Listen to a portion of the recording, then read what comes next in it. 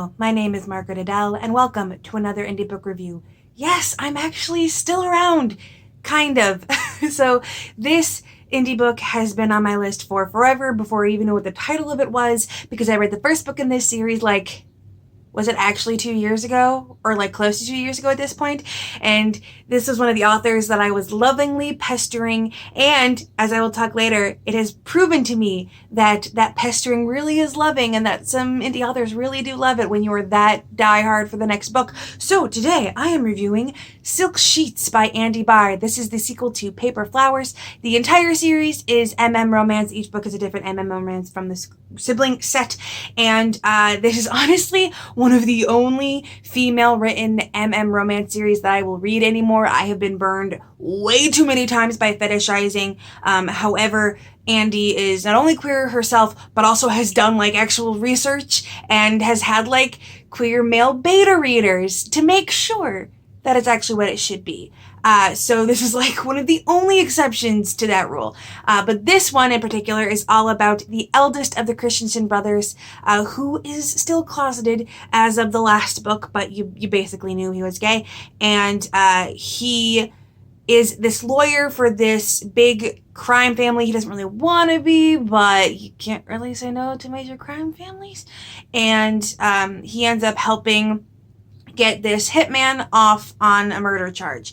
And the dude that he murdered has a younger brother who decides that he's going to get close to Augustus, the lawyer, to basically undo him. And Jamie is determined that his brother was a great guy, and he watched him get murdered in cold blood, and he knows that Augustus lied on the stand. So it's very angsty, very kind of fake dating, but not really, because Augustus doesn't know that it's fake.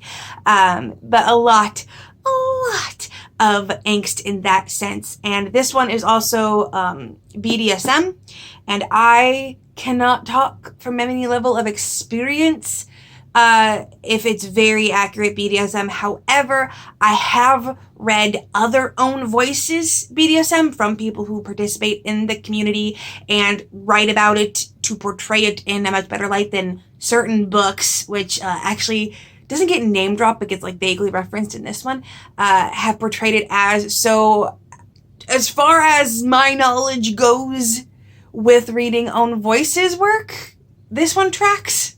They talk about the safe words, the aftercare, the reasons you do it, the need to be in the right headspace, the dangers of predators, There's a lot more sex scenes in this book than there was in the first one, which may go into a part of it. There's also not necessarily more homophobia than the first book, because it's the same set of homophobic parents, but there's a lot more emphasis on it. Whereas in the first book, it really only was an issue when each of the couple was meeting the other's parents. This one, it's this blade hanging over Augustus's head the entire time, so it's a lot more prevalent, and it's a lot more about him coming out.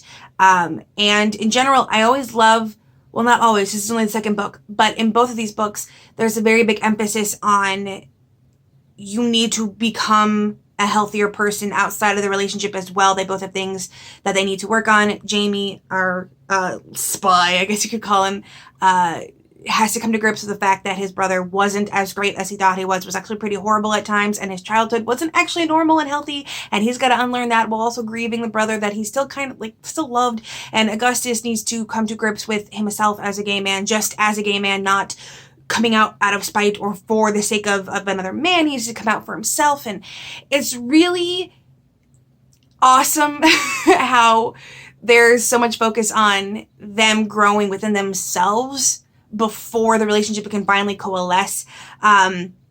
This might be a spoiler, however, when I feel like we're talking a romance series, you know how the story is going to end. You don't go into a romance being oh no, will they get together in the end? That's not what you're here for.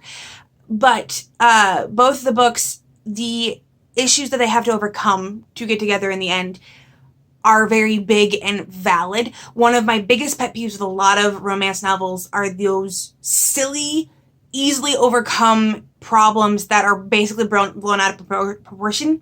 I can speak today.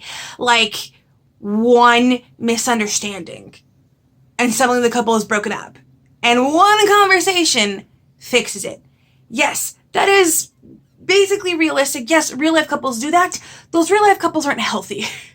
Like, I can't cheer for a relationship that can be broken because one person saw one thing and jumped to the worst conclusion. Like, you got a lot of work to do to put that relationship on healthy grounds. And in this one, they do the work. They realize, hey, this relationship was struggling because of X. I need to fix X, like this real problem, before this relationship can work. And also, I love the family dynamic. All of the Christian siblings are very close with each other, and you get to see a lot of the first couple from the first book. Now, this one kind of takes place in a weird timeline because the first book takes place in 2015, and this one does as well, but 2015 after that one. That book also has a prologue jump to 2016, I believe. And I think that was done on purpose, and the point of it was to celebrate the year gay marriage was legalized in America. So it's like you see all of the couples get together in 2015, and then afterwards they all get to actually like get married. So I think that's on purpose, but as a result, this one takes place like after the end of that book, but before the epilogue of that book. So like not exactly totally after Paper Flowers. But they get reference about, you can see Jake. I will say, as much as I loved this couple, they did have some great chemistry. Max and Jake are still my favorite. Jake in general is just still my favorite character in this series. So like, and I know who else is getting together in future books. This one kind of sets it up. I'm not going to spoil it, but you can kind of tell, okay, the next book is these two getting together. And then the next book after that is those two getting together. And I didn't realize that I actually should have already known that, because in the swag box, I guess you could say, that Andie sent with both this and the physical copy of Paper Flowers, which was so sweet. I'll put the link to that unboxing video down in the description. I loved it. She actually sent me this magnet that had all the names of the couples. So like, I could have just read that and seen, oh, this is all who gets together. But I knew that just by reading this book. So I guess it's really good setup that I didn't need that extra meta knowledge to know, okay, this next book is going to be these two and this next book is going to be these two. So it's really fairly well set up, and I'm really excited for the next book. And I'm going to keep pestering her for the next book, because I constantly was talking to her over the year and a half between reviewing that book and this book getting done, and lovingly pestering about, oh, I'm really excited for the sequel. When is the sequel coming out? Like, I need to see Augustus get his happily ever after. And I sometimes worry that that indie authors get annoyed by that. Sometimes they'll tell me that they appreciate it and that they love knowing that someone wants their book that much. And then she put me in the acknowledgements. I'm in the acknowledgements of a book. It literally says, I have to thank Margaret not only for all her support for indie authors, but also because I don't think anybody is as excited about this book as she is. And knowing you were waiting to read it helped spur me on to finish the final draft and deem it ready. I am never going to feel guilty about lovingly pestering authors for the next book in the series ever again. And I'm not only going to be pestering Andie Barr for the next one in this series, because she made the mistake of telling me that she's working on a super gay space opera, like both a WLW and an MM romance in the same book in space. And you don't get to tell me that without me pestering you. That's just the law. That's just the law. So I'm really glad you're okay with it, Andie, because now I'm going to be pestering you about that one. Anyway, this is a fantastic book. I gave it 5 stars. I'm really looking forward to the next book in the series, and I won't tell you who gets together because it's like low-key a little plot twist in this one that I wasn't really expecting until it like was brought up in conversation, so I won't ruin it to tell you who comes next.